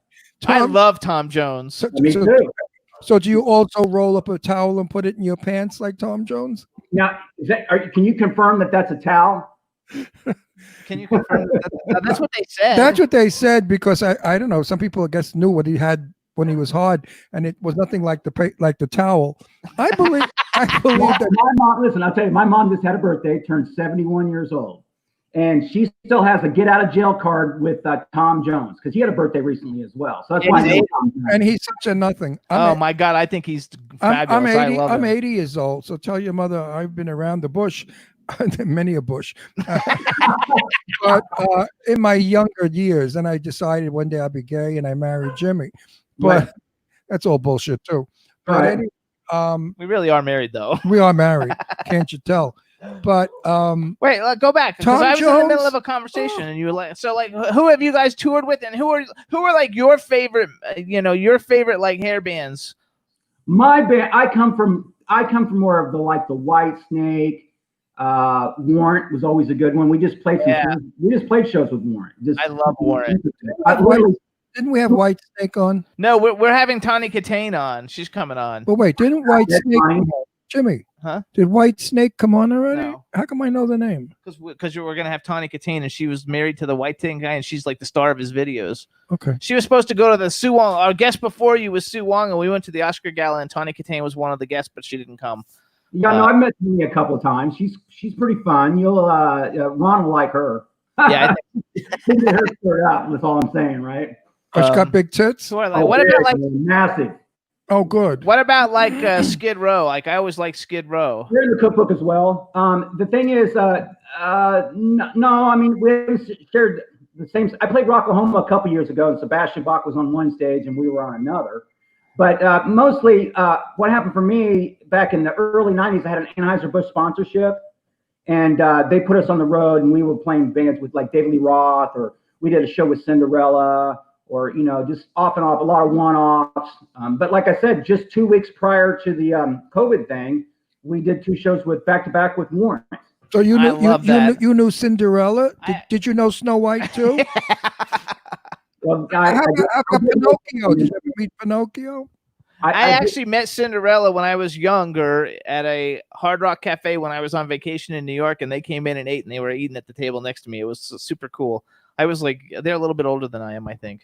Well, I live in Orlando, so everything's Cinderella down here, right? Oh, yeah. Also, the other reason you might know Whitesnake is Tony Franklin played with them, and he's been on our show a bunch of times. And I think I also have that beautiful shirt that I bought, a white shirt, gorgeous fabric, and it has a sequin white snake going up in the middle of it. And I think that's their T-shirt. Do they ever have such a classy T-shirt, those people, or what? I don't think so, man. I mean, this was an expensive T-shirt, and I got it cheap at one of those discount stores. You know the one I'm talking about. Anyway, what's that store? So also, you guys, Kenny Wilkerson, you guys, you can follow him on Twitter. His Twitter is at NovaRexRocks, NovaRexRocks, and they have a Facebook page. You definitely got to go listen to like the music. So, what's your favorite Nova Rex song, or what was like the most popular one that you guys? A couple. I would say the most popular one back in the '80s was a song called "Alone Tonight." You have to check that out. It's that kind of AOR type of stuff, the big backup vocals, a little Def Leppard kind of ish. Yes. Big backup vocals. And then probably recently, "She's a Bitch." A lot of people request that song. Yeah, I like She's a Bitch. I love She's a Bitch. Yeah. Put a name in front of it. Joanne, She's a Bitch. And Bosoms and Beer. Zest Radio likes Bosoms and Beer. Now, let me ask you a question and answer me honestly, or I'll never speak to you again. No problem. What's your get out of jail call? Are you married? No, I'm engaged though. Actually, I've been married before. Congratulations. Okay, so what's your get out of jail card with your engaged girlfriend? Who are you allowed to bang without her getting upset? Ooh, Tawny Katane. What do you say? Tawny Katane. That's the one he's joking though. The one with the huge knockers. Yeah, no. I don't know. I like Kate Beckinsale. I think she's pretty hot. Oh, she's hot. Kate Beckinsale's hot. Yeah. She's in all those vampire movies. Yeah. Okay. No, she's super hot. What do you hot. think of Charlize Theron? You wouldn't throw her one? I'm not really, listen, not bad, but wouldn't kick her out of bed, but I'm not really into blondes. Really? I just like brunettes. I always have. I thought all degenerates like his get out of jail card is Jason Statham. You better believe it. Oh, that's okay. I can see that. He likes Jason Statham. I love Jason Statham. You like the bald-headed man, huh? No, I just like I love his. Actually, I really don't want to go to bed with him. We make a joke out of it. Right. I love watching him in the movies because he has all the energy that I don't have anymore. And the way he spins around and kicks people and beats the shit out of them, I would love to do that to so many morons that I have met recently in this world of ours. So, I love him as a superhero. And he's got a certain amount of sex appeal in an ugly way. So hang on, we've got 4 minutes, and so we've got 4 minutes left. Tell me, like, who is some of the people that you like now, like music that you like now, that's like more mainstream that people might know? Like, what do you listen to? It's a little bit tough because music's so weird right now. The whole music business was weird prior to the COVID-19. So now, I don't know, but I would say these new bands like Dirty Honey, Pop Evil, these kind of bands, anything with a groove. Listen, if you can't fuck to it or headbang to it, I don't want no part of it. I heard I heard a rumor, maybe only a rumor about you, that in private you try to sing like Doris Day. Oh, I love Doris Day. You kidding me? We actually had the drummer for Pop Evil on the show, and one of our friends, Angie Stevenson, she dates the guitarist or something for Pop Evil, and she's in a bunch of movies that we always go to the premieres for. She was on Sons of Anarchy. Right. Yeah, fun, that kind of stuff. And I'm kind of in that middle. I'm getting to that age now where it's funny. 80s rock and roll is classic rock now. Yeah, I know. Isn't that funny? Me growing up listening to the Rolling Stones or Led Zeppelin, Deep Purple, or whatever. Now these guys are listening to Bon Jovi, Def Leppard. You know what I mean? That's classic rock. So it's funny, when I was a little kid, 13, 14 years old, I'm wearing a Led Zeppelin T-shirt. Now these guys are walking around with Poison shirts on. That's hilarious. I think I met Bon Jovi. I have. I've met him. Is that the blonde kid? No. What's the blonde kid with the name Bon Jovi? I don't know. I think he won Bon Jovi, but yeah. Okay, I got to. I actually. Wait, Bon. I met him. Who the hell is his mother was a gorgeous girl. I met her at Lee Winkler's house with Perry. I have no. Oh no, you're talking about Leif Garrett. Oh, Leif Garrett. Oh, Garrett. Oh my God. Wait. What's the other one? Leif Garrett, I guess. Leif. Garrett. I did meet Bon Jovi. No, He you was the didn't. young fella in the jeans with the curly blonde hair. No. Yeah, he might have had some blonde in it back in the day, right? This was back in the 70s, in the 1970s, early 70s. I did meet him at somebody's house at a party. He's from New Jersey. And my daughter Deirdre had a poster of him on the. Yeah, she probably had a poster on her door. He was a cute. How come kid. they didn't have a poster of Nova Rex? They should have had a poster of Nova Rex. The thing is, we all looked the same back then. All you had to do was just take hairdos. I know, you're right. We all looked the same. We all looked as female as we could, right? And they always say why we look like that, and I think it's because we didn't have any money and all we did was steal our girlfriend's clothes and makeup. And I absolutely love that. So all right, everybody, listen up. This is Kenny Wilkerson. The name of the book is Rockin' Recipes for Autism, Volume 1. Rockin' is ROCKIN, so it's ROCKIN, recipesforautism.com. $29.99. Get the book. It's for a great cause. Follow at Nova Rex Rocks on Twitter and social media. And also tune in on when is your show? It's a Friday. It's a Monday through Friday at 7 p.m. There you go. Monday through Friday. And where is it at again? It's FloridaManRadio.com. You can do Alexa play Florida Man Radio. So you can download the app. You can do the Alexa. And of course, if you're in the Orlando area, it's 105.5. There you go. You got to love it. So we want to thank you so much for coming on the show. When I put it on YouTube, I will edit out the part where we missed you, and we'll be ready to rock and roll. And we want to thank you so much for coming on the show and wish you all the best with it. And talk to me later, and we'll figure out how to get the book on Amazon. Yes, and I'll tell you what. I will see you on you. No, I won't see you, but I'll speak with you on your show. So you better be. I'm going to have you on just for shits and giggles. I swear to God, because you're going to kill me on that show. So I'll have the guy like you just have to behave and stop dressing up and singing like Doris Day. It's not going to get you anywhere in the business. Oh, man. Anyway, thank you so much, Kenny. Hey, Kenny. We want to thank everybody in the chat room. Thanks, Suwon, everybody who's joined us yes, today. And what we'll a see wonderful you guys show. next week. Have a great weekend, everybody. Bye-bye. Bye, everybody. Good show.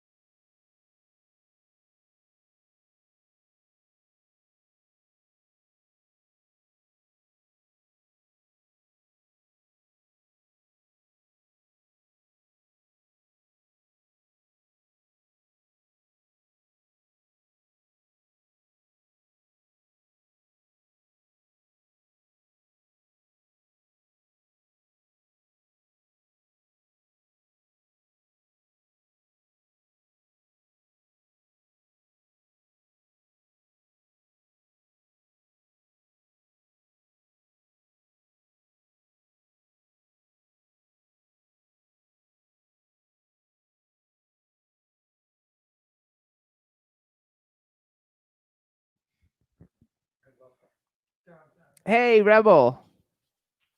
It says my mic is unmuted, so we must be done. People with that sort of power, I love. We good, Rebel? Can you hear me? Yeah, now I can. Oh. Um. Did you hear the exit song? No. Oh, crap. Sorry. That's Oh, okay. we didn't end the broadcast. We're still going. Are we really?